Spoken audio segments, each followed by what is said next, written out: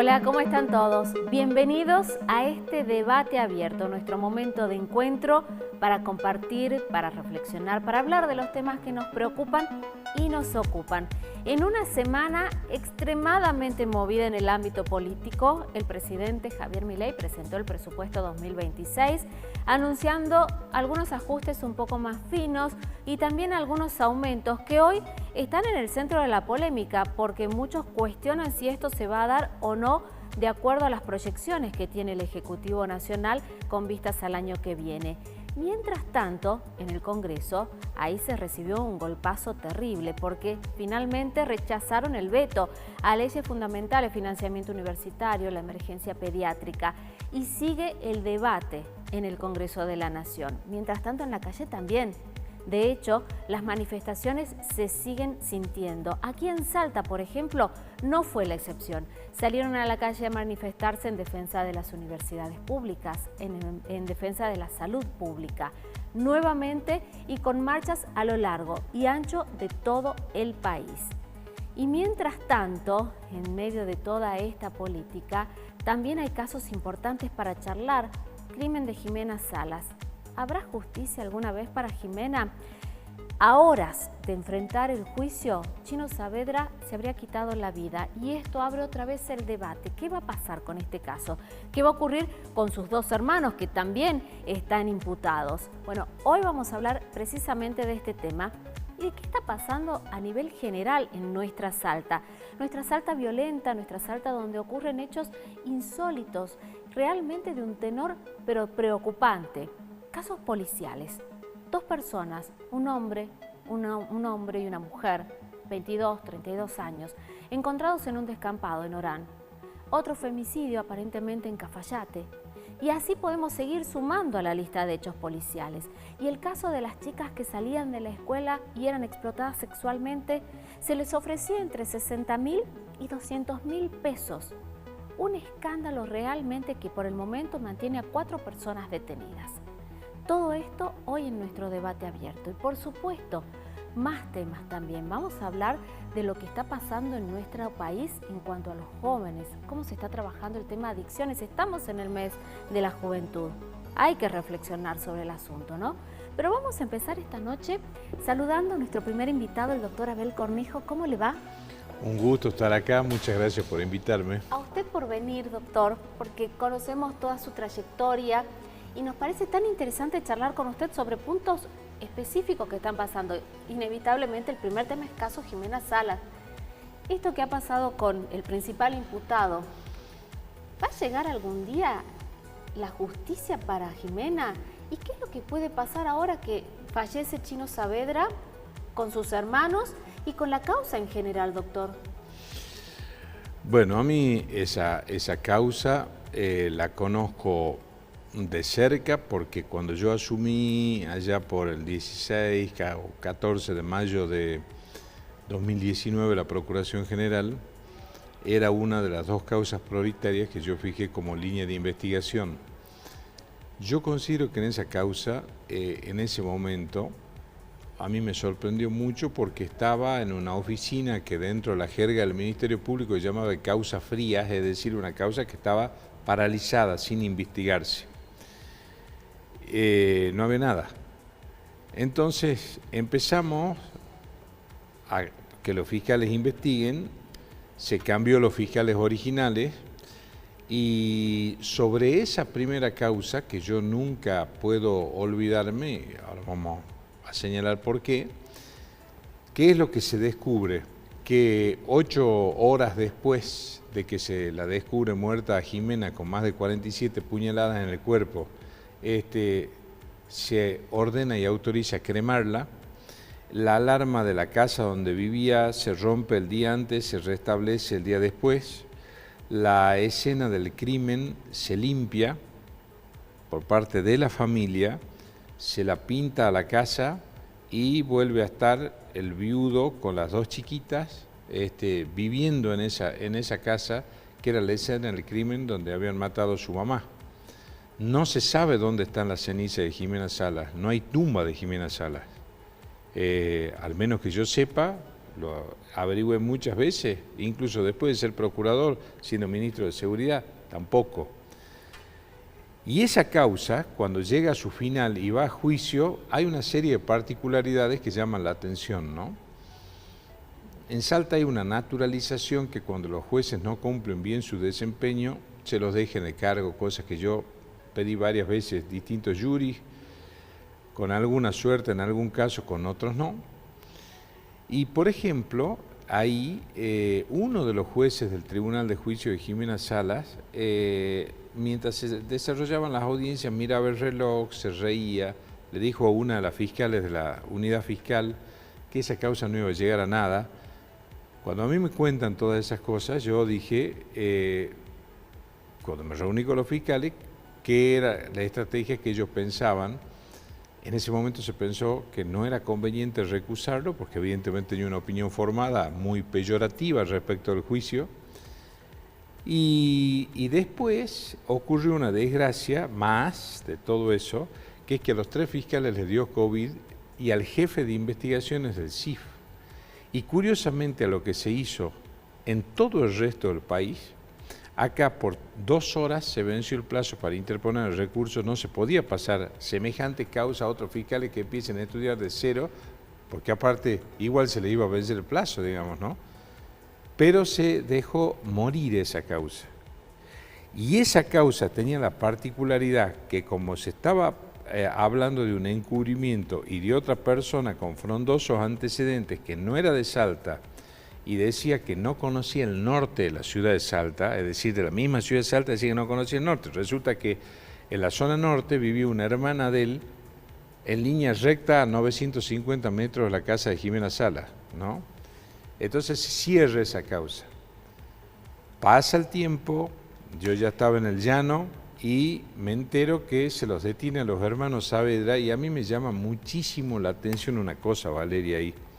Nunca, mientras yo fui procurador, se manejaron diferentes hipótesis, por lo menos 5. Nunca, jamás a mí me los mencionaron los hermanos Saavedra. Nunca. Con lo cual, yo no dejé de sorprenderme. Sí, alguna hipótesis que manejaba, no sé quién manejaba esa hipótesis, pero a mí no llegó nunca. Doctor, pero entonces decían que había ADN del Chino Saavedra en la escena del crimen. ¿Eso se pudo comprobar? Porque el abogado pidió contrapruebas, pero nunca se las dieron. No, nunca se las dieron. Yo hubiese tomado una serie de otros recaudos ahí. El Chino Saavedra no porque esté muerto, era una persona que gozaba de un prestigio en muchas organizaciones solidarias y de bien común. Yo nunca lo conocí, no sabía de su existencia, eso me enteré después de que lo detuvieron. 3 años estuvo detenido, ¿no? 3 años sin juicio. Se replican las defensas, se le vuelve a dar carácter de querellante al viudo que antes había estado imputado y horas antes, honestamente, yo tengo mucha experiencia en el tema penal, demasiada ya diría para mi gusto, tengo 41 años de experiencia en materia penal, nunca jamás vi, ni siendo empleado, ni siendo funcionario, ni siendo magistrado, ni siendo procurador, que alguien se suicide horas antes de un juicio, porque además no hay, por lo que estuve leyendo a través de los medios, ningún estudio que demuestre sobre la personalidad de Saavedra de que tenía tendencia, ya no hablemos suicida, sino depresiva. No se da eso. Horas que lo vio, lo notó bien. Así dicen. Y otra cosa que me llamó muchísimo la atención a mí es que cuando lo van a detener por el femicidio de Jimena Salas, vuelve de paso con otra causa penal por tentativa de homicidio, que a mí eso honestamente me llamó poderosamente la atención, porque a ver, si había 4 policías que lo van a detener y él solo esposado, ese cuento de que llevaba a la esposa y las manos así, bueno, en la escuela de oficiales, de suboficiales de la policía de la provincia se enseña que se esposa atrás o se esposa adelante, no acá, ¿no? Que pudiese hacer esto y en diagonal al chofer que estaba manejando. La cuestión es que él enfrentaba un juicio por el femicidio de Jimena Salas, más una tentativa de homicidio respecto de ese chofer de la policía. Si era así, que tenía esa personalidad, ¿por qué no se quitó la vida inmediatamente cuando lo detuvieron? Porque la desesperación y la angustia o la impotencia, si él se consideraba inocente, se hubiese manifestado ahí. Dice el abogado de la querella que se suicidó por cobarde. Yo por una cuestión, hasta de principio, yo soy una persona muy creyente, por una cuestión de misericordia, jamás diría, mucho menos una persona que decide quitarse la vida. Yo creo que las personas que se quitan la vida son personas que merecen todo nuestro respeto, toda nuestra misericordia por otro lado, pero además de eso, no había ningún indicio que él quiera evitar ese juicio, nada. Hacía 3 años que, como dije hace rato, que estaba detenido. ¿Y qué es lo que aparece también en los medios? Que se tarda en más de 24 horas de conocer el informe de autopsia. Ahora dicen que se cortó en el baño el brazo izquierdo y que había puesto un balde en la puerta de entrada de uno de los habitáculos del baño de hombres para evitar la salida, y que salía como un líquido oscuro, que sería mezcla de agua con sangre, no sé. El tema es eso. Ahora, también hay que saber dentro de medicina legal que la hipovolemia, que es que se vacíe el cuerpo de sangre, en los brazos, por más que se corten las venas, no es lo mismo que cortar la arteria femoral, que en 5 minutos una persona se desangra, es como que se desagota en el acto, ¿no? Bueno, en los brazos es mucho más lento el tema. Y por otro lado, si es así, ¿por qué no se conoció inmediatamente eso, no? Doctor, entonces, ¿usted cree que el Chino Saavedra no se suicidó? Yo digo que hay que investigar, porque no nos olvidemos una cosa.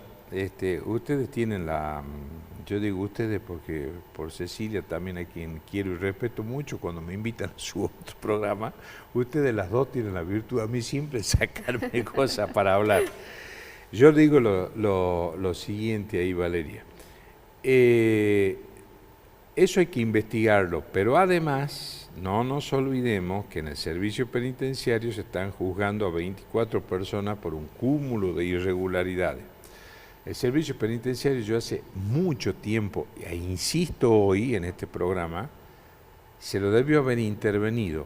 A ver, un tema que no tiene nada que ver con Jimena Salas. Hace pocos días nos enteramos que una de las principales implicadas en el caso de la estafa piramidal, que se la culpaba a la policía, y después vimos también que es una organización que se gesta entre gente de afuera y gente del servicio penitenciario, la dejaron entrar a Metán.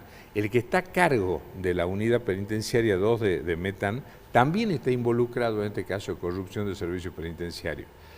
Con lo cual, ahora que se han puesto de moda la serie de contenido carcelario, más allá de la genialidad de Sebastián Ortega para describir eso, primero El Marginal y después En el Barro, sí podemos ver cómo funciona ese submundo también. Entonces, una persona que supuestamente era la autora de un femicidio de las características como fue masacrada Jimena Salas, bueno, creo que habría que haberla cuidado, y mucho más si estaba en la víspera del juicio, porque evidentemente hay intereses muy claros para que ese juicio no se haga y no se conozca la verdad. ¿Por qué, doctor? Bueno, yo me acuerdo cuando yo di la orden de que se reabra la causa Jimena Salas, todos los días, hasta el juicio, todos los días, utilizaron, yo no lo voy a reproducir porque me parece una barbaridad, a mí me calificaban con una enfermedad mental que por la ley de salud mental está prohibida. Fui al INADI y me di contra los dientes, a pesar que hay cantidades de dictámenes del INADI que prohíben expresamente insultar con enfermedades mentales. Entonces, yo no tengo pasta de víctima, ¿no? Yo soy de la pelea y persigo la verdad. Es más, en mi estado de teléfono tengo la vida en búsqueda de la verdad, que es una frase romana que a mí me encanta, ¿no? Pero parecería ser que hay determinados casos que no hay interés, o por lo menos empezamos a ser reacios a postergar audiencias. Yo no hubiese postergado el juicio, ¿no? Me hago cargo siempre de lo que digo. Ahora... Yo no hubiese, de ninguna manera, justamente, a ver, o por lo menos celebrar una audiencia e informar, porque hay una cosa, no es por quedar bien, porque yo las respete a ustedes en su labor profesional, ni ninguna de esas cosas, sino es algo que está en mi íntima convicción, ¿no? Todos los grandes casos en los distintos países democráticos del mundo, estamos hablando, es imprescindible que la prensa asista, que la prensa opine, que la prensa investigue y que la prensa controle. El control ciudadano de una democracia, finalmente, más allá de la justicia, los poderes del Estado, todo eso, lo hace la prensa libre. Y hay reticencia hacia la prensa. Sí. O no se le informa bien, o no se la deja entrar. Sí, hay muchos casos en los que nos cuesta averiguar cosas. Claro, entonces eso... ¿Por qué la matan a Jimena? ¿Cuál es el motivo por el cual la matan y con la hazaña con la que la matan? Esa es una excelente pregunta que yo me la hago hasta el día de hoy. En cualquier caso, tanto antes como ahora, que volvió a aparecer esa hipótesis, a mí me causa una profunda indignación que diga, por respeto a la memoria de ella, que ha sido, no porque esté muerta y porque la hayan masacrado para matarla. Yo he leído mucho sobre los distintos informes que me iban haciendo los fiscales a lo largo de la causa. Era una persona muy querida, Jimena Salas, en los distintos ambientes. Estaba dentro de un grupo literario, las amigas la valoraban mucho. Bueno, al margen de eso, ¿qué apareció antes y ahora? El famoso tema del perrito. Sí. ¿No? Entonces, que ella abrió... Eso puede haber sido una trampa de alguien que la conocía para que ella abra la puerta, ¿no? También hay cosas que son escalofriantes. El tiempo de la última comunicación telefónica de ella hasta que la encontraron, pasan 29 minutos, no llega media hora. O sea que quienes la mataron sabían perfectamente bien que había que masacrarla y estaba sabiendo claramente qué se estaba haciendo, es decir, que alguien que sabía matar, lo cual es mucho más grave. Y es evidente que atrás de eso hay alguna otra cosa, o tipo una venganza de carácter mafioso, o lavado de dinero, porque no hay que olvidarse que en la causa esa que se dejó cerrar, se hizo una pericia odorológica, es decir, la que se hace a través de perros. Se trajo 6 perros de la policía de la provincia de Buenos Aires, que tiene entrenamiento a nivel internacional, ¿no? Bueno, se hicieron en presencia de los defensores no sé cuántas pruebas cambiando el lugar ese maletín para ver que oliese si es que habían habido dólares y droga ahí, y los perros ni en un solo caso fallaron de ir siempre hacia el mismo lugar. Es decir, ahí cuando se empezó esa primera causa, ese primer tramo, esa causa que, insisto, no entiendo por qué se dejó cerrar, se dejaba abierta la posibilidad en la que detuvieron los hermanos Saavedra, para ver quién eran los autores materiales. Pero hay un o varios autores intelectuales de ese crimen que es lo que habría que investigar por qué. Doctor. Un crimen cometido en horario de trabajo, un día de semana, a la 1 de la tarde, a menos de 1 kilómetro de la ciudad judicial. O sea... Le agradezco mucho su visita, Al contrario, me han quedado un montón de cosas que quería charlar con usted, pero eso va a ser para otra visita, ¿le parece? Perfecto. Muy amable. Cuando guste. Nosotros vamos a ir a la pausa. Enseguida seguimos en este debate abierto.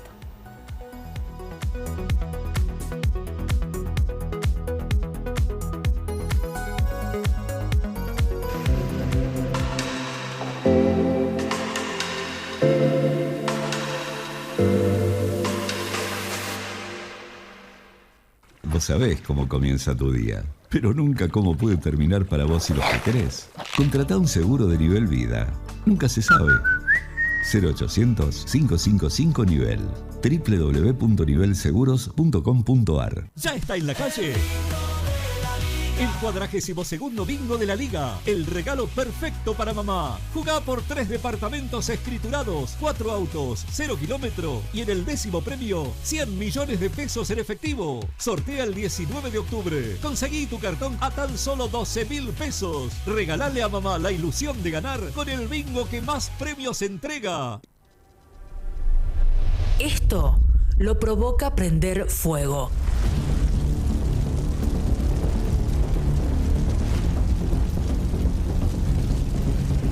Estamos en la peor época del año. El viento y el clima seco aumentan el riesgo. El 95% de los incendios son provocados por el hombre. No quemes pasto, resto de poda o basura. Si ves fuego, llama al 105 o al 911. Evitemos los incendios forestales. Municipalidad de Salta. SIM Servicios SRL. Limpieza y mantenimiento de edificios, finales de obra, instituciones públicas y privadas, oficinas. También realizamos lavado de alfombras y limpieza de pisos de parquet. Teléfono 0387 422 2907. SIM Servicios SRL.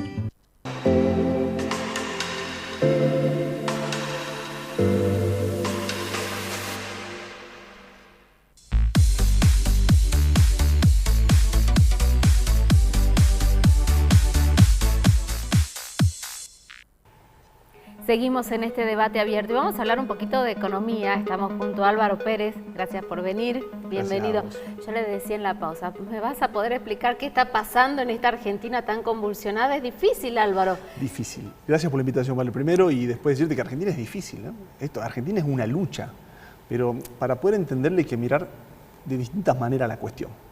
Si vos entendés que Argentina tiene clave política todo el tiempo y todo lo que se hace o se dice se hace con una intención de capturar votos o de que alguien pierda una elección, de que alguien gana, bueno, entonces ahí podés pensar de que, bueno, ¿por qué tenemos un plan platita? ¿Por qué tenemos un ajuste fiscal? ¿Por qué se vota como se vota? Argentina no tiene un rumbo de largo plazo, tiene un rumbo exclusivamente electoral. Sí, y juegan muchísimo los intereses políticos, más en estos momentos. Pero hay hechos que son contundentes y reales. Por ejemplo, el dólar, que está subiendo. ¿Hasta cuándo el gobierno lo va a poder contener? Y utilizando las reservas del central, porque nos estamos quedando sin reserva. Entonces, ¿qué puede pasar con eso? Ahí no es tan así, mirá. A ver. El Banco Central, desde que el Fondo Monetario desembolsó en abril, mayo, lo que ha sido la asistencia del fondo, no los utilizó. Recién ayer fue la primera vez que el Banco Central utilizó 53 millones de dólares. Sí. Para chequear la información, uno puede entrar a Twitter o a la red social X y todos los días el Banco Central informa los niveles de tasa de interés, el nivel del dólar, el nivel de intervenciones diarias del central. Entonces, Argentina tiene un programa que tiene que ver con esa banda de flotación divergente. Ayer se acercó a la banda, una banda que un gran sector del mercado empieza a desconfiar del proceso de su continuidad después de la elección de octubre. Por eso hay bonos, hay activos que rinden por encima de la banda. Ahí para algunos podrá ser una oportunidad. ¿El gobierno necesita acumular reservas? Sí, y eso es lo que el mercado está viendo como negativo, porque el mercado dice, guarda, porque necesitas dólares para pagar el año que viene las amortizaciones de intereses y capital que tenés, sobre todo con privados, porque organismos internacionales podrías, ¿no?, reestructurar, sí, como siempre se ha hecho, ¿no? Entonces, y cuando mirás lo que tenés para pagar al sector privado, no parece tanto. O sea, Argentina tiene precios, tiene un riesgo, que cuando mirás los datos financieros, macroeconómicos, no parecen ser consistentes con la situación de riesgo país. Por lo tanto, podríamos decir, alguno que pueda mirar más el largo plazo, más que el corto y la emoción inmediata, sí, che, Argentina es una oportunidad de compra a estos precios, a estos valores, con la caída de los activos, acciones y bonos, puede ser una oportunidad de compra. Pero para eso hay que entender el futuro, como decíamos fuera del corte, en un día nublado como hoy.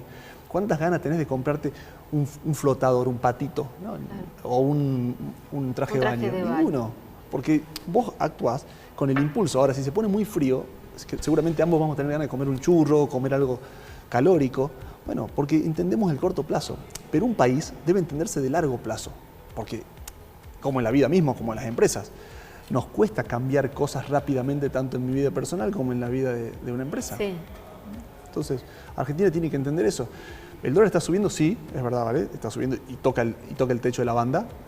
Por programa, el Banco Central va a tener que intervenir. Cuando interviene el Banco Central, es decir, vende dólares, por lo tanto, retira pesos. Malo para la economía porque sigue en una astringencia monetaria que tiene a todo el sector privado muy preocupado, con datos de cheques rechazados, con muchos datos muy negativos en materia de pymes y de empresas. Entonces, pero el gobierno, estimo, respetará el programa global, el programa de devaluación, el programa de intervención, hasta tanto termine el proceso eleccionario. Y el presupuesto, Álvaro, que se está presentando ahora, lo empiezan a debatir los legisladores nacionales. ¿Cómo lo ves? ¿Estos aumentos que se han anunciado son reales? Porque desde la oposición muchos dicen no, y además hoy, por ejemplo, Pamela Caletti nos decía, se está trabajando con un dólar para el año que viene en 1.300 y pico, pero ¿cómo si ya hemos pasado los 1.400? Bueno, pero acordate que en octubre del 23 o al principio del 24 el dólar valía 1.300 también. Y hace, no sé, en julio del 24 también valía 1.300. Entonces, no tiene que ver con... Porque nosotros entendemos que el dólar siempre sube. Sí. Y estos últimos 2 años no fue así. Entonces, eso no funciona de esa manera. Se prevé una buena cosecha y se prevén flujos de fondos de dólares, RIGI también, que debieran venir el año que viene. Por eso Argentina, esto lo sabe la literatura, a partir de ser un país exportador de commodities, siempre tendrá un dólar apreciado. Siempre tendrá posibilidad el argentino de viajar al exterior, sí, porque exportamos commodities. Entonces, lo bueno es tener presupuesto. El presupuesto es la ley de leyes, es la orden de gastar para la administración de un gobierno. Los presupuestos debieran ser siempre superavitarios. Es difícil, no debiera ser posible que alguien para una campaña política gaste más allá del presupuesto. Los presupuestos deben estar ajustados a la realidad. ¿Te acordás cuando había presupuestos los años anteriores? Hace 2 años no hay presupuesto. Se estimaban inflaciones muy por debajo de lo que sabíamos iba a ser. ¿Sabes por qué se hacía eso? Porque la diferencia era margen discrecional de gastar. O sea, che, vos presupuestaste esta partida en 1.000 millones y por inflación, por recaudación y por inflación, ahora tenés 1.500 millones. Esos 500 vale que quedaron son libres, de libre uso. Entonces, el presupuesto es muy importante tenerlo, muy importante que discutamos cómo se ha construido, que los legisladores discutan cómo se ha construido, pongamos en telejuicio todo, y muy importante también entender de dónde salen los recursos. O sea, porque está lindo gastar, ¿no? O sea, sí, claro, a todos nos gusta. Hermoso, a todos nos gusta. Pero después hay una realidad, es como en la casa. Che, acá se festejó un cumpleaños, está todo desordenado y hay una enorme factura que pagar. Bueno, ¿quién la par? Puedo desconocerlo si yo estuve en esa fiesta, soy argentino, estuve en este país. Entonces, entender la realidad te permite poder proyectar hacia adelante. Si yo no entiendo y me encapricho en el corto plazo, y lo más probable es que confunda a la gente, ¿no? Y en cuanto a las tasas, Álvaro, ¿perjudica mucho que estén tan elevadas? Claro. Pienso, una pyme que tiene que comprar algo para poder seguir produciendo, una persona que se tiene que meter en un crédito. Sí. Las tasas de interés son tremendas en Argentina. De hecho, bueno, en Brasil también son tremendas. Triplica la inflación brasilera la tasa. La tasa es el mecanismo que el gobierno definió para hacer atractivos los pesos para que no se vayan al dólar. Y el ministro, la gente del Banco Central dijo, muchachos, estamos en clave política, estamos sufriendo ataques y la forma que tenemos de combatir la escalada del dólar y perder reservas, etcétera, etcétera, que va a perjudicar peor a los argentinos, es subir la tasa de interés. Por supuesto que, como bien decís vos, le pega muy fuertemente al sector privado porque es plata que es nuevo costo. Entonces, cuando tenés un nuevo costo, te das vuelta, como no tenés rentabilidad, empezás en una pelotera bastante complicada. Creo que por eso también hay cada día, ruido en la calle sobre el rumbo del país. De todas formas, ¿vale? La tasa empezó a ceder un poco y como contracara de eso tenés el dólar subiendo. Sí. Entonces, deberás ecualizar. ¿Qué preferís? ¿Más tasa o un precio más alto de dólar? Entonces, ahí es donde, como la frazada es corta, una de las dos cosas tendrás que optar, pero todo no se puede. O sea, no se puede comer rico y ser flaco. Claro. Me tengo que Lo que pasa es que las dos cosas nos van a perjudicar, hablando a nivel país. Cuando mirás el dólar se devaluó, poner en el último mes 10%. Pero vos no viste 10% de aumento en el nivel general de precios. No, pero por ejemplo ahora dicen que los mayoristas están aumentando, ¿no? Que fue de 3,1 el aumento de agosto. Cuando el dólar no se movió, la tasa de inflación mayorista fue del 0, hace 2 meses atrás. El dólar se despertó, clave política, tensión política, el Congreso tratando de dinamitar el superávit fiscal, que es la base de credibilidad del gobierno. El Congreso atenta en contra de lo que en cualquier congreso del mundo al revés. Limita al presidente a gastar. Dice, chicos, no gasten porque hacen política con el gasto. En Argentina es al revés. El Congreso dinamiza el gasto público para pegarle en el centro de flotación un programa que puede gustarnos o no, pero ha tenido algunos éxitos que son observables. Baja de inflación, ha tenido éxitos, no se puede negar eso. Por supuesto que las pymes están mal, por supuesto. Ahora, la tasa de interés fue la herramienta elegida. Podemos cuestionar si ha sido una buena herramienta, si había que tener mecanismos pyme para que no le pegue de lleno a todo el sector empresarial, productivo del centro del país, del norte, porque las cosas que se han hecho no han sido suficientes. Eliminar las retenciones regionales no ha sido suficiente. El turismo ha sido afectado, producto de que era tan barato el dólar que muchos de los que pueden viajar se han ido al exterior. Entonces, bueno, Argentina tiene todos los problemas de una Argentina que desde el 2011 no genera puestos de trabajo al sector privado, que no crece nunca de forma sistemática, que las veces que ha crecido es porque ha rebotado. Hoy estamos rebotando. O sea, el informe de ayer, la economía crece al 6%, cuando miró los sectores que caen muy fuertemente y sectores que crecen muy fuertemente. Sectores que crecen son exportadores, básicamente minería y petróleo, que en el futuro debieran atrasarte el tipo de cambio. El año que viene vas a tener superávit energético, vas a tener muchos dólares de ese sector, pero pará, porque falta el consumo, falta el comercio, falta la construcción. ¿Y cómo se reactiva el consumo? Hoy, ¿cómo estamos? Hoy no hay políticas sectoriales. Cuando mirás el gobierno, ahí creo que hay un error, no ha habido políticas sectoriales. O sea, no ha agarrado un sector, sino que ha tratado a todos los argentinos, empresarios del sector productivo, por igual. Creo que ahí le falta ecualizar. Entonces, creo que ahí está la elección, ojalá que hayan tomado nota de eso, vamos a esperar que sí, entonces que afloje la tasa de interés, que saque... Hay muchas herramientas que vos podés aplicar para poder edulcorar o poder hacer menor el golpe, que es inevitable, porque no nos olvidemos que la base monetaria se duplicaba cada 2 meses. O sea, Argentina tenía un problema inflacionario y tenía un banco central totalmente no creíble, desfinanciado. Hoy tenés algunos dólares, bastante, producto del Fondo Monetario, que te van a permitir mantener en esta clave política el tipo de cambio. Eso es una certeza. La segunda certeza es que si vos no cambiás con credibilidad, como país, no mejora el riesgo país y no vuelve a los mercados de crédito voluntario. Ahora, un presidente no lo puede hacer solo. Necesita un Congreso, necesita una sociedad alineada con volver al mundo. Desregular. ¿Estamos de acuerdo o no estamos de acuerdo que Argentina debe desregular su sistema burocrático para poder producir más y ser más eficiente? Se desregularon y se volvieron para atrás las desregulaciones. O sea, debemos, me parece, ponernos de acuerdo hacia dónde vamos. Todos vamos a estar de acuerdo que a los más vulnerables hay que apoyarlos. Sí, claro. Nadie puede estar en desacuerdo. Y que a las pymes hay que apoyarlas.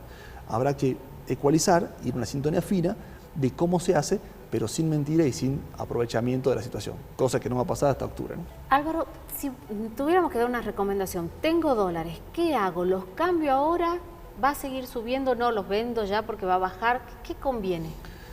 Difícil. Siempre en finanzas decimos que la inversión es un traje a medida, ¿vale? Entonces, ¿cuál es el destino final de tus dólares? Me vas a decir, yo quiero hacer un viaje al exterior.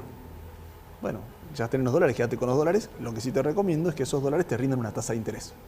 Si el dólar billete como tal no es una inversión, porque Estados Unidos tiene inflación, porque los precios se mueven, debieras intentar conseguir una tasa de interés en dólares si tu objetivo de inversión está dolarizado.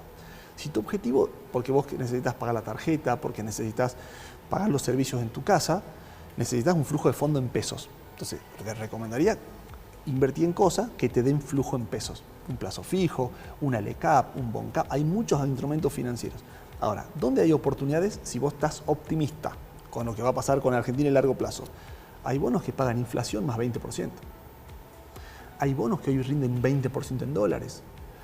Eso para los optimistas. Vas a ganar muchísimo dinero si entras, si posicionas tu cartera en eso. ¿Y el que es más tradicional, más clásico? Y el que es más tradicional tendrá que ir a las LECAP, a las letras de tesoro, que son de corto plazo, que están en tasas arriba del 50%. Es una tasa Álvaro, y si quiero comprar una casa o necesito hacer una refacción o cambiar el auto, ¿qué hago? ¿Me meto en un crédito hoy? Está muy alta la tasa. ¿Espero? Tenés que ver tu flujo de fondo. ¿Te da para pagar el flujo? ¿Cómo actualiza tu salario? Hay muchas preguntas para eso. Vos te metés en un crédito UVA. Está bueno, pero ¿cómo actualiza tu salario? ¿Actualiza por inflación? Yo soy cuentapropista y mi ingreso no actualiza por inflación. Entonces no te metas en un crédito UVA. Ahora, sos empleado y tenés muchos años de antigüedad y tenés estabilidad laboral. Lo más probable es que te convenga meterte en un crédito UVA, porque yo siempre recomiendo comprar cosas, ¿vale?, que te ayuden a ganar dinero en el futuro o ahorrar. O sea, si querés comprar una heladera, trata que sea inverter. Si querés comprar un televisor, ojalá que tengas, o sea, un restaurante para que ese televisor te traiga más clientes. O sea, pero hoy no es momento, bueno, casi nunca es momento en Argentina, de tomar decisiones absolutamente irracionales. Hoy hay que ser muy racional en la decisión, es carteras de inversión acorde a objetivos y gastos acorde a flujos de fondos que te provean, ¿no? Álvaro, si vos fueras ministro de Economía, ¿qué harías? No, ¿de dónde? ¿De Nación? Sí. No, es ¿Qué dificilísimo. cosa Es que es me habrías marcado así como a Caputo, decir esto no, esto sí? Es que me parece muy interesante cuando ellos dijeron, no somos libertarados, ¿no? Entonces eso es, no vamos a sacar el cepo tan rápido, vamos a ecualizar la fase libertaria. Me parece que ahí le faltó.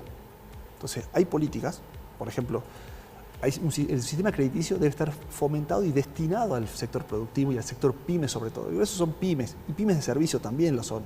Entonces, deberíamos generar mecanismos justamente para poder darle financiamiento a pymes. Eso es una. Después, entender a Argentina que es dispar. No es lo mismo una empresa por productividad, por logística, por un montón de cosas en el centro del país que en el norte o en el sur del país. Entonces, le faltó sintonía fina. Debiera haber un equipo de sintonía fina. Así que, pero me queda grandísimo por ese ministro, así que esto uno lo dice, pero a distancia, ¿no? Pero está bueno para conocer tu visión, ¿no?, sobre lo que se va haciendo bien y las cosas que podrían reajustar. Esto de la sintonía que vos decís, me parece que es el punto clave. Claro. Es fundamental y la sociedad lo está reclamando. Gracias, Álvaro, muy amable. Gracias, un como placer. Siempre. Gracias. Nosotros nos vamos a la pausa. Enseguida seguimos en este debate abierto.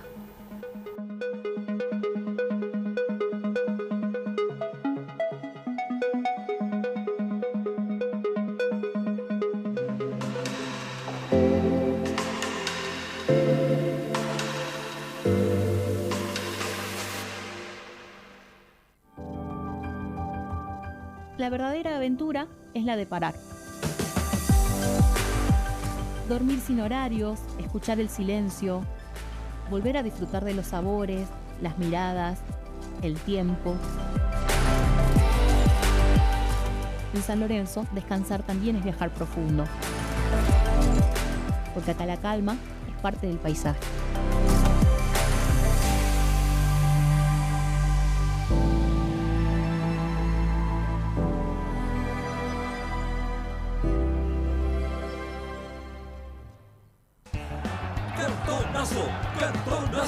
¡Cartonazo!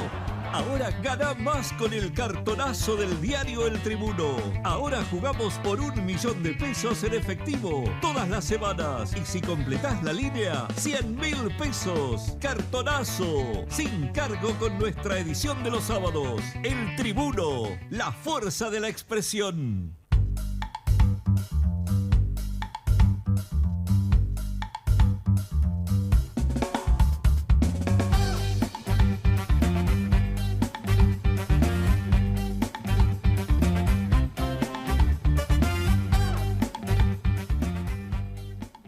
Algo nuevo está por comenzar.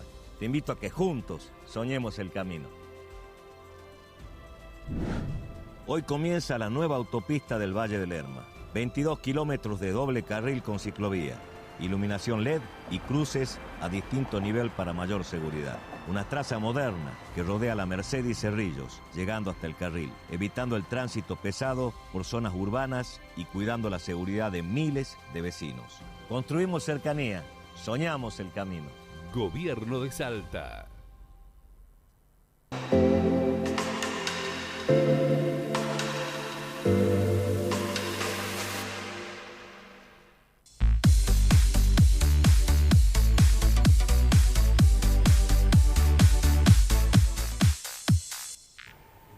Seguimos en este debate abierto, conversando de temas interesantes y algo que nos preocupa también es lo que está pasando a nivel país, obviamente, con respecto a la salud mental de los argentinos y las adicciones, dos cosas muy fundamentales que vamos a tratar ahora en este momento. Por eso estamos junto al secretario del área, Martín Teruel. Gracias por venir. Bueno, muchas gracias por la invitación. Bienvenido. Gracias. Bueno, ¿han aumentado mucho las consultas por problemas de salud mental, Martín? Han aumentado mucho. Vayamos por parte. Hace poquito tiempo se dio a conocer un estudio del Observatorio de la Deuda Social, de la UCA, que es un observatorio muy respetado por los informes y por los reportes que presenta. Se trabaja con investigadores del CONICET, de hecho, y ahí se establece que entre 2010 y 2024 la categoría que se denomina malestar psicológico, que es la presencia de síntomas de ansiedad o depresión que afectan la vida cotidiana de las personas, ha crecido de 18% a 28%, Es decir, que esa foto, digamos, de la situación nacional, además se corresponde con lo que nosotros observamos en la provincia. En nuestra provincia, si comparamos el primer semestre del año 2024 con el primer semestre de 2025, en las distintas zonas sanitarias del sistema de salud ha crecido en algún área entre un 37% hasta un 53% la cantidad de consultas. Así que hay realmente una situación bien delicada, la gente está sufriendo, la gente la está pasando mal. Decimos también que lo esperanzador del aumento de las consultas es que de algún modo se está favoreciendo el acceso al tratamiento, a las atenciones. Pero el escenario es muy complicado. ¿Con las atenciones en el nivel público? Yo creo que se están haciendo enormes esfuerzos, empezando por los profesionales que están en los lugares de atención y siguiendo por quienes tenemos responsabilidades de gestión en el Ministerio de Salud y en la provincia. Hemos incorporado más profesionales. Entre el 2024 y el 2025, casi 30 profesionales de la salud mental se han sumado al sistema sanitario. Hemos reubicado a algunos profesionales dentro de lo que era posible para tratar de tener más presencia en los centros de salud, la salita de los barrios que le dice la gente, y en hospitales del interior, pero la verdad es que falta mucho. La verdad es que cuando contamos estas cosas no es para vanagloriarnos, no hay nada que festejar, el escenario es complejo y se hacen muchos esfuerzos que probablemente todavía resultan insuficientes y para eso trabajamos todos los días, para acortar la brecha entre las necesidades de atención de la población y el acceso efectivo a esa atención. Y entre las problemáticas, ¿cuáles son las más comunes que están notando en Salta? Bueno, generalmente los principales cuadros o los que se presentan con una mayor prevalencia, en mayor cantidad, tiene que ver con los trastornos del estado de ánimo. Eso abarca cuadros depresivos, trastornos de ansiedad, trastornos por angustia. La ingesta de drogas es también un problema que llega mucho a la consulta. Y algo que también ha estado ocurriendo es que pacientes que están siguiendo un tratamiento farmacológico, lo que vulgarmente se denomina el paciente psiquiátrico, muchos de ellos han discontinuado ese tipo de atención porque no podían comprar los medicamentos, porque subieron mucho los costos de los medicamentos. Eso luego repercute en las guardias con los cuadros de descompensación, en las guardias de los hospitales. Desde Salud Pública se va paliando, Salud Pública de la provincia está comprando medicamentos que antes provenían de Nación, de programas de Nación que se han ido recortando. La motosierra en salud a nivel nacional es realmente grave, es fuerte y bueno, la provincia intenta ir paliando, supliendo ese tipo de carencias. Otro ejemplo más, por ejemplo, es que Nación ha cerrado la residencia interdisciplinaria en salud mental y estamos trabajando en la provincia para abrirla como una residencia provincial. Eso implica desde redestinar presupuestos, reorganizar todo un sistema, pero se está trabajando, es decir, no queremos que la retirada del Estado Nacional en términos de salud sea insalvable. Tratamos desde la provincia de poder ir acercando respuestas a la gente. Martínez, ¿llevan más o menos un registro de cuántos salteños están con algún tipo de problemática mental? Sí, claro. Nosotros, cuando yo mencionaba incluso el crecimiento de las consultas, tenemos esos datos que tienen que ver con los de las personas que acceden al sistema sanitario. Por otra parte, es importante el trabajo de los agentes sanitarios y del primer nivel de atención para tratar de llegar a las casas, a los lugares donde la gente está. Los programas de la Secretaría en materia de adicciones también se van descentralizando para tener un anclaje territorial. Y me preguntabas la cantidad. Por ejemplo, en la zona sanitaria norte de la provincia, en el primer semestre han habido más de 100.000 consultas. En la zona sanitaria sur, un número un poquito menor que eso. En la zona sanitaria oeste también. Es decir, que estamos hablando aproximadamente que en este semestre entre 450 y 500.000 personas han estado accediendo a algún tipo de atención por salud mental. Estamos hablando de personas que acceden al sector público, no al privado. No, estamos hablando del sector público. O sea que eso le tenemos que sumar el privado, es un número muy importante. Sí, se da un fenómeno que es el de un desplazamiento de personas que antes consultaban en un consultorio particular porque podían pagar la consulta o porque tenían obra social, claro, que hoy capaz no la tienen. Entonces se va desplazando un número importante de consultantes que antes no accedían o no acudían a salud pública y ahora necesitan de salud pública. Claro. Martín, recién nombrabas el tema de adicciones, ¿no?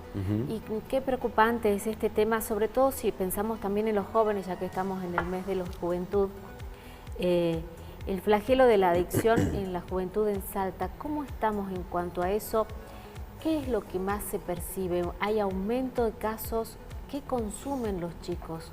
Lo que nosotros venimos observando en los últimos años es que los índices de consulta en los centros de rehabilitación se mantenían más o menos estables. Eso nos llevó a replantearnos algunas estrategias que las voy a describir de una manera muy sencilla, que es si la gente no llega a los centros, los servicios tienen que salir a donde la gente está. Eso es descentralizar, por eso mencionaba también el desafío de ir contando con profesionales en los centros de salud, que son los que les quedan más cerca a las personas, porque en los cuadros de consumo muchas veces hay resistencia a consultar. La persona que está consumiendo por ahí no quiere ir a hacer la consulta o no quiere iniciar un tratamiento. Y por otra parte hay coordenadas sociales que tampoco podemos ignorar, que es que si una persona tiene que pagarse unos boletos de colectivo para ir a la atención y tampoco sabemos si cuenta con esos recursos. Entonces esa descentralización es una de las maneras de intentar estar más cerca para que las personas puedan consultar. Y creo que ahí, en el primer nivel de atención de salud pública y con algunos procesos comunitarios que estamos haciendo desde la Secretaría, eso está permitiendo que personas que jamás llegarían a un centro de rehabilitación puedan empezar a tener una primera escucha y unas primeras entrevistas, con la expectativa de que a partir de ahí se genere la intención de un cambio, ¿no? y de poder tratarse. Sí. ¿Y qué es lo que más consumen en Salta? Bueno, en la provincia de Salta, como en el resto del país, el tipo de drogas más usadas son las bebidas alcohólicas. 8 de cada 10 salteños han bebido alcohol en el último año. No quiere decir que todo consumo de alcohol constituya alcoholismo, pero cuanto más se propaga una práctica de consumo, también es más probable que empiecen a aparecer los trastornos, los desórdenes, los cuadros adictivos. Por otra parte, el consumo de cannabis fumado ha crecido también mucho, pero sin dudas el tipo de drogas que dispara un mayor número de consultas es el de pasta base. La pasta base de cocaína en el NOA, es decir, incluyendo nuestra provincia, es una droga mucho más usada que en el promedio nacional, y en Salta hay menos consumo de clorhidrato de cocaína que en la media nacional, pero más consumo de pasta base.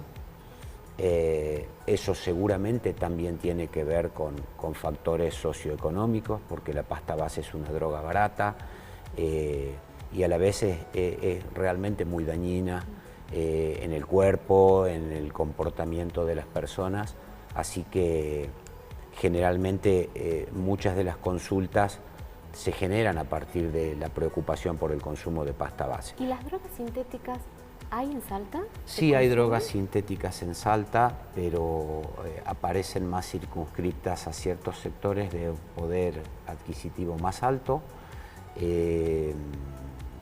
Por lo tanto, no son tipos de consumo que se avisoren mucho en las consultas en salud pública. Y la realidad es que también ese tipo de consumos muchas veces no aparece ligado a cuadros de dependencia, sino a consumos episódicos, ocasionales, pueden darse en el contexto de una fiesta, pero no es tanta la incidencia que tiene en la población general. ¿Y la relación de la adicción con el suicidio, Martín? No es lineal, pero las problemáticas de consumo son un factor de riesgo relacionados al suicidio. Nosotros en la provincia hicimos un estudio sobre la población que consulta. No es un estudio reciente, es un estudio que tiene poco más de 8 años. Y la correlación era de alrededor de un 26%, es decir, un 26% de las personas que consultaban por drogas manifestaban haber tenido algún intento de suicidio en su vida. Pero sí se considera claramente los consumos de drogas como un factor de riesgo para las conductas suicidas. ¿Y hoy qué lugares hay en Salta que permitan la rehabilitación? Por ejemplo, pues sabemos, como bien decías, por ahí el que vaya la persona que tiene este problema a buscar ayuda es más difícil. Pero una madre, un familiar, ¿cómo recurre, cómo pide ayuda? Valeria, ese es un punto clave porque muchas veces nos preguntamos, los papás y las mamás, ¿a dónde puedo llevar a mi hijo? ¿No? Y a veces la pregunta quizá primera tenga que ser, ¿dónde puedo yo dirigirme para contar lo que me está pasando, para contar lo que le está pasando a mi hijo o a mi hija o a un ser querido, para que me asesoren, para que me orienten, para que me acompañen a ver cómo puedo ayudar? En ese sentido, nosotros tenemos en la Secretaría de Salud Mental y Adicciones el Centro de Consulta y Orientación, que queda en calle Sarmiento 491. Ahí durante las mañanas no hace falta pedir turno, las personas pueden acudir espontáneamente y ser atendidas por especialistas. ¿Y qué reciben ahí? ¿Qué ayuda? Bueno, ahí en primer lugar, si se trata de la persona que está consumiendo y se dirige a ese lugar, va a tener la primera atención, va a tener muchas veces los primeros pedidos de intervención, habrá que hacer estudios de laboratorio, etcétera, conocer el estado general de esa persona. Podría ocurrir que la persona convenga que haga un proceso de desintoxicación y ahí hay que articular con hospitales. Así que es esa primera atención y al mismo tiempo ya canalizar el caso al servicio de tratamiento especializado que pueda convenirle a esa persona. Y también es un lugar donde decimos pueden ir las familias a consultar, porque donde hay consumos siempre hay mucha angustia en el hogar, mucha angustia, mucha impotencia, a veces desesperanza. Por eso decimos que esa posibilidad de recibir un apoyo por parte del entorno familiar y del entorno afectivo es muy importante. Sí, porque a veces también ni siquiera se sabe cómo abordar la situación, ¿no? Con cariño, con dureza, cómo llego hasta un hijo, cómo le explico, cómo me escucha. Ahí es fundamental el escuchar a los especialistas, los que saben, los que nos pueden orientar ante estas situaciones. Y cuando se requiere ya casos más serios, internaciones, por ejemplo, ¿hay lugares aquí en Salta donde se puede internar a la persona adicta para recuperarla? Sí, claro. Hablando del sistema público, tenemos en Salta Capital, en Orán, en Tartagal, dispositivos para que las personas puedan hacer un tratamiento residencial, es decir, vivir en ese dispositivo. A veces también hay que aclarar que las internaciones para rehabilitación no tienen que ver con una internación hospitalaria, donde la persona está en una cama con un suero, sino que son espacios de mucha actividad, donde se estudia, donde se hace tareas, donde se aprenden cosas en talleres, donde hay un espacio para el deporte, para las artes. Pero están internados ahí. Claro, claro. No van y vienen. No, en estos lugares, nosotros tenemos tratamientos que son ambulatorios, tratamientos que son con centro de día, que pueden incluso ser de jornada extendida, por ejemplo, desde las 8 de la mañana hasta las 8 de la noche. Y después también, por supuesto, el sistema de internación, que es donde la persona... ¿Dónde funciona el sistema de internación en Capital? En Capital, en el CEDIT, el Centro de Integración y Tratamiento, que queda dentro de la manzana donde esté el Hospital Materno Infantil. Sí. Ese lugar brinda el servicio de centro de día y también el de tercer nivel, que es la internación. ¿Y capacidad para cuántas personas tiene? CEDIT en este momento tiene capacidad para alrededor de 30 personas, otro tanto hay en Orán, y el dispositivo de Tartagal es un poco más pequeño, pero también tiene 8 a 10 plazas disponibles para ese tipo de tratamiento. Imagino que deben estar todas ocupadas, ¿no es cierto? Suelen estar ocupadas. Sobre todo las de Salta Capital, pero también por eso yo me detuve a comentar un poco lo del centro de día, porque a veces si hay que esperar que una cama esté disponible, la persona puede estar contenida y acompañada y haciendo tratamiento durante todo el día, y ya con ese respaldo más el asesoramiento de la familia, a veces esa persona puede ir a pernoctar en su domicilio y seguir adelante con las pautas de tratamiento. ¿Qué porcentaje tenemos de recuperación? Es complejo hablar de los porcentajes en ese sentido porque, por ejemplo, cuando una persona está internada, por tomar el caso, que recibe el alta de la internación no necesariamente significa que ha concluido el tratamiento. Muchas veces termina la internación pero continúa con atención ambulatoria. Muchos pacientes, cuando terminan el tratamiento específico por consumos, expresan que quieren seguir haciendo psicoterapia, que quieren seguir trabajando cosas. Así que no es tan lineal, pero nosotros podríamos decir que alrededor de un 40% de las personas que inician tratamiento lo van concluyendo, y del otro porcentaje a veces se dan altibajos, recaídas, personas que van, que dejan de venir, que luego vuelven, que esto también es importante en el trabajo con las familias y con los entornos, porque si en un determinado momento se produce un abandono, por llamarlo así, del tratamiento, eso no significa que esté todo perdido, eso no significa que nada sirva o que no se pueda hacer nada, sino que si se siguen manejando ciertos criterios, esa persona que hoy interrumpió el tratamiento después puede volver y retomarlo. No bajar los brazos. Exactamente. Gracias, Martín, muy amable. Muchísimas gracias. Nosotros ya estamos sobre el cierre de nuestro programa y justamente el tema jóvenes nos parecía un buen momento y un buen tema para reflexionar. Los jóvenes son el futuro. Los jóvenes son esperanza. Los jóvenes son vida. Pero, ¿qué pasa hoy con nuestros jóvenes? Violencia en las calles, escuelas vacías, adicciones que atrapan, explotación sexual, sueños que se apagan. Y lo más duro, chicos que deciden no seguir viviendo. En el mes de la juventud no alcanza con celebrar. Hay que mirar de frente esta realidad. Ellos necesitan oportunidades, necesitan contención, necesitan adultos que estén presentes. A ustedes, jóvenes, tu vida importa, tu voz cuenta, tu futuro vale. Sos necesario, sos fuerza, sos cambio, sos la chispa que puede encender un nuevo tiempo.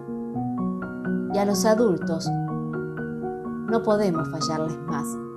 Es nuestra responsabilidad escucharlos, cuidarlos, abrirles el camino. Los jóvenes son el futuro, sí, pero necesitan un presente que los sostenga y que les devuelva la esperanza.